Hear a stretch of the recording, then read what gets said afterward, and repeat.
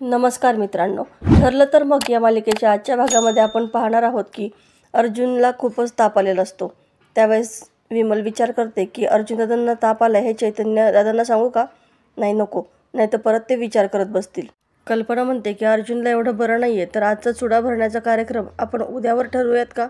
प्रताप चालेल असं म्हणतो आणि गरज पडली तर संगीत आणि लग्नाचा कार्यक्रमसुद्धा आपण पुढे ढकलू. तसं आपण पूर्ण आई बरोबर बोलून घेऊयात का? तन्वी मनातच म्हणते, अरे बिंडोकांनो, मी इतक्या मेहनतीने सगळा प्लॅन आखलाय आणि तुम्ही त्याच्यावरती पाणी फिरवणार का? आणि तेही एका फालतू तापावरून. आणि मी काय सायलीने तिचं चॅलेंज पूर्ण करण्याची वाट बघायची आहे का? तितक्यात अर्जुन म्हणतो की काहीही पोस्टपोन करायची गरज नाहीये. मी पूर्ण आजीला वचन दिले आणि मी माझा शब्द पाळेलच.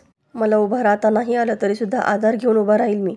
पण सगळे रिच्युअल्स आणि लग्न पूर्ण आजीच्या मनासारखंच होईल. आज चुडा भरण्याचा कार्यक्रम आहे ना, तो सुद्धा पूर्ण आजीच्या मनाप्रमाणेच होईल. तो बळच उठून खाली जातो. तन्वी मनातून खूप आनंदित होते. शाब्बास अर्जुन, तू तर या म्हातारीसाठी जीवावर खेळायला निघालास. नातू असावा तर असा.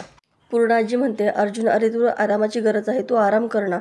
अर्जुन म्हणतो की नाही, सगळे विधी आणि लग्न तुझ्या म्हणण्याप्रमाणेच, तुझ्या इच्छेप्रमाणे व्हायला हवं.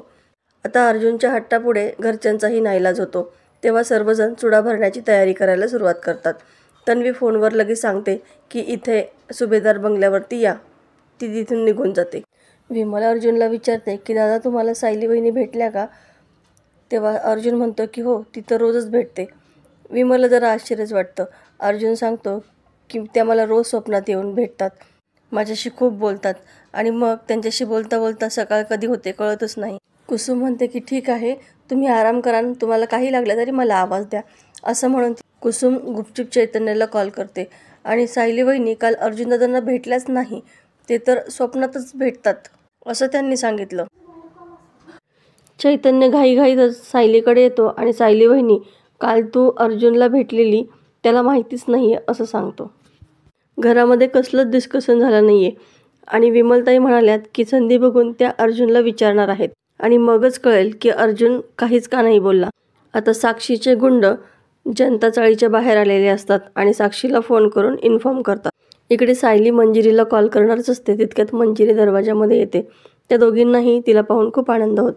मंजिरी म्हणते, सायली, तू सांगितलेलं काम केलंयस आम्ही. विठुरायाचा आशीर्वाद म्हणून पंढरपूरवरून या बांगड्या आणल्यात असं म्हणून तिला हिरवा चुडा दाखवते, खास तुझ्या लग्नाचा चुडा भरण्यासाठी. त्याच्या आशीर्वादाने तुझं आणि अर्जुनचं लग्न नक्की होणार बघ. तू जे मला हे सगळं सांगितलं होतंस ना, तेव्हाच मला कळालं होतं की माझ्या रायाचा आशीर्वाद तुझ्यापर्यंत नक्की पोहोचणार. सायली म्हणते, मंजिरी, विठुरायाचा आशीर्वाद वाया नाही जाणार. मंजिरी देखील म्हणते की हो, नक्की तुझं आणि अर्जुनचं लग्न त्याच्या आशीर्वादाने होणार बघ. सायली म्हणते, चल आता तूच मला चुडा भर बरं. मंजिरी म्हणते, मी? सायली म्हणते, अगं तुझं लग्न झालं नाही आहे म्हणून तुला चुडा भरण्याचा अधिकार नाही आहे का? अगं मैत्रीण आहेस तू माझी. तू माझ्यासाठी जे काही करशील ते अगदी मनापासून करशील, खात्री आहे मला. आणि खरं सांगू का, तू जर हा चुडा मला भरलास ना, तर माझा संसार अगदी सुखाचा होईल, खात्री आहे मला. मंजिरी सायलीला चुडा भरते. सायली खूपच आनंदात असते. तिला असं पाहून कुसुम देखील खूप आनंदात असते. इकडे प्रिया साक्षीला कॉल करून विचारते की माझं काम झालं की नाही. तेव्हा साक्षी जरा चिडूनच म्हणते की 2 गोष्टी नेहमी लक्षात ठेवायच्या. एक तर मी काम करेल म्हटलं तर मी ते नक्की करणार आणि दुसरी गोष्ट म्हणजे मला जाब विचारल्यासारखे प्रश्न विचारायचे नाहीत. सायलीच्या घराबाहेर माझी माणसं उभी आहेत, ते तिला हँडल करतायत. त्यामुळे तू आता तिची काळजी करू नकोस. सायली अर्जुनपर्यंत काय, पण नाक्यावरच्या भाजीवाल्यापर्यंत सुद्धा जाऊ शकणार नाही. प्रिया आनंदित होते. बेस्ट. आता त्या माणसांना 2 दिवस तिथून हालायला सांगू नकोस, म्हणजे अगदी परवापर्यंत. आणि असं म्हणून ती मागे फिरते. तितक्यात तिच्याच लग्नासाठी जो चुडा मागवलेला असतो ना, तो चुड्याचं ताट तिच्याकडून धक्का लागून खाली पडतं. प्रिया चिडूनच त्या बाईला म्हणते की तुझं लक्ष कुठे असतं? साक्षी काय झालं असं विचारते. प्रिया म्हणते, काही नाही, या मूर्ख बाईने माझ्या सगळ्या बांगड्या फोडल्या. काही नाही, मी तुझ्याशी नंतर बोलते असं म्हणून ती फोन ठेवते. ती बाईला ओरडूनच म्हणते की तुम्हाला बघून चालता येत नाही का? ती बाई म्हणते की मी चुडा तुम्हालाच दाखवायला येत होते, पण तुम्हीच अचानक मागे वळालात. प्रियाच्या आवाजाने कल्पना, पूर्ण आजी आणि अस्मिता तिथे येतात. पूर्ण आजी आश्चर्यानेच म्हणते, अगं बाई, हा चुडा कसं काय वाढवला? अस्मिता म्हणते, अरे बापरे, म्हणजे पुन्हा एकदा अपशकुन का? कल्पना म्हणते की अस्मिता जरा गप्प बस गं, तुला किती वेळा सांगितलंय, अपशकुन वगैरे काही नसतं. अस्मिता म्हणते, मामा प्लीज उगाच आमची समजूत काढायची म्हणून काही बोलू नकोस. तुलाही मनातून माहिती आहे की जे काही चाललंय ते बरोबर नाही. प्रिया त्या बाईवरती खूपच ओरडते. बाजूला इतकी जागा असताना माझ्या बाजूनेच जायची काय गरज होती का? हा अपशकुन करायला कोणी पाठवले तुम्हाला? पूर्ण आजी म्हणते की तन्वी कोणीही पाठवलेलं नाहीये तिला. तू जरा शांत राहा.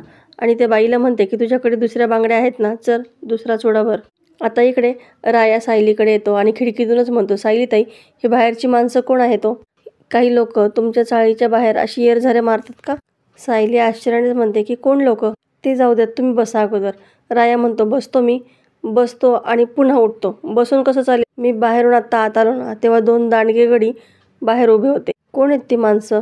त्यांची नजर काय आपल्याला बरोबर वाटली नाही.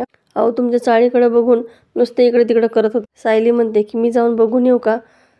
राया म्हणतो बास का आता? हा राया असताना तुम्ही जाऊन बघणार का? मी आत्ता जातो तिकडे आणि मी गेल्यानंतर बघा सायलीताई त्यांचे पाय कसे कापतात. आज्यापासून खापरपंजापर्यंत सगळा इतिहास भूगोल सगळे फटाफट सांगतील ते. आत्ता जाऊन विचारतो त्यांना. मंजिरी म्हणते की हो हो सगळं सांगतीलच ते तुला, कारण तू जाऊन नुसतं विचारणार नाहीस ना, तिथे जाऊन मारामारी करशील आणि नंतर कळायचं की बिचारी ती उगाच चाळीतलीच माणसं होती आणि उगाचच तुला संशय आला. सायली म्हणते राया दादा आधीच अर्जुन सरांमुळे इथे खूप वाद झालेले आहेत, भांडण झाले आहेत, आता ते नको ना पुन्हा. राया म्हणतो ठीक आहे, असंही मी तुमच्या काही शब्दाबाहेर नाही. आणि काय हो अर्जुन दादासोबत भेट झाली का नाही? सायली म्हणते की नाही ना, मी किती प्रयत्न करते पण त्यांच्याशी भेटच होत नाहीये. राया म्हणतो ठरलं तर मग आत्ता त्यांच्याकडे जातो, त्यांच्या खोलीमधून त्यांना उचलून खांद्यावर घेऊन येतो आणि असं तुमच्या पुढे येऊन टाकतो. सायली स्वप्नामध्ये हरवून जाते आणि तिला असं समोर दृश्य दिसतं की खरंच अर्जुन तिच्यासमोर उभा आहे. पूर्ण दंग झालेली असते. तितक्यात मंजिरी म्हणते राया तू असलं काही करणार नाहीच. आणि सायली भानावर येते आणि स्वतःशीच हसत राहते. मंजिरी म्हणते असं कोणी कोणाला उचलून आणतं का? राया म्हणतो सायलीताईला अर्जुन भाऊला भेटायचंय. सायली म्हणते भेटायचंय पण असं नाही. मंजिरी म्हणते प्रत्येक गोष्टीमध्ये दमदाटी करून चालत नाही आणि ते काही केले आमच्या रायाला कळत नाही. राया हा प्रेमाचा विषय आहे, नाजूक आहे, इथे असं दसमुसळेपणा करून चालत नाही. राया म्हणतो मग काय करायचं असतो? सायली म्हणते धीर धरायचा असतो आणि थोडीशी वाट बघायची असते. राया दादा मी तेच करते आणि मला खात्री आहे माझं यांच्याशी बोलणं होईल. राया म्हणतो आणि तुमचं लगीन होणार आहे ही या रायाची खात्री आहे. ह्यो राया भाऊ एकदम भक्कम भिंतीसारखा तुमच्या पाठीशी उभा आहे. मंजिरी म्हणते सायली तुझी ही मैत्रीण आणि तुझा हा भाऊ मिळून अर्जुन आणि तुला एकत्र आणूच हा शब्द आहे आमचा तुला, आणि आता विठुरायाचा आशीर्वाद आहेच की तुझ्यासोबत. सायली खूपच खुश असते. तर मित्रांनो येणाऱ्या भागात आपल्याला पाहायला मिळणार आहे की सायली जेव्हा चाळीच्या बाहेर जाण्याचा प्रयत्न करते त्यावेळेस साक्षीचे गुंड तिला अडवतात. इथून बाहेर निघायचं नाही हा, जिथं आहेस ना तिथंच जाऊन बस. ते सायली आणि कुसुमला चाकू दाखवून घाबरवतात. सायली आणि कुसुम खूपच घाबरतात. इकडे प्रिया सर्वांना सांगते की जी मुलगी रात्रीच्या वेळी अर्जुनच्या खोलीमध्ये जाण्याचा प्रयत्न करते त्या मुलीला संगीतच्या कार्यक्रमामध्ये यायला असं कितीसा वेळ लागणार आहे. पण आणि अर्जुनचं लग्न आणि संगीत नाशिकला करूयात. आता प्रियाच्या या नवीन प्लॅनची चैतन्याला खबर लागते. चैतन्य सायलीला फोन करून सांगतो की सायली वहिनी तुला संगीत आणि लग्न यापासून लांब ठेवण्यासाठी तन्वी नवीन खेळी खेळतीये. तिने संगीत सोहळ्याची जागाच बदलून टाकली. आता हे ऐकल्यानंतर सायलीला मात्र चांगलाच धक्का बसलेला असतो. आता सायली यावर काय प्रत्युत्तर देईल आणि कसं अर्जुनला भेटेल, कसं अर्जुनशी लग्न करेल हे सगळं पाहणं अतिशय रंजक ठरणार आहे. तर मित्रांनो तुम्हाला हा एपिसोड कसा वाटला हे कमेंट करून नक्की सांगा. अशाच नवनवीन व्हिडिओ अपडेटसाठी चॅनलला सबस्क्राईब करा. नोटिफिकेशनसाठी बेल आयकॉन अवश्य दाबा. व्हिडिओ पाहिल्याबद्दल धन्यवाद.